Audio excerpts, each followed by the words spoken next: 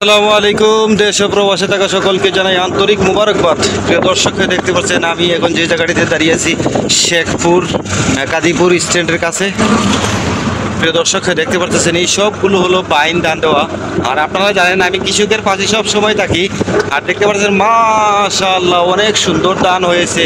আল্লাহর কি শুকরিয়া আদায় করে আমরা শেষ করতে পারতাম না। কারণ প্রিয় দর্শক, দেখতে পাচ্ছেন যেই পরিমাণ ধান আল্লাহ দিয়েছেন এই শুক্রিয়া আমরা আদায় করতে পারতাম না। কারণ খালি হালকা খালি বাইন দিয়ে খালি আমরা গেছি কি।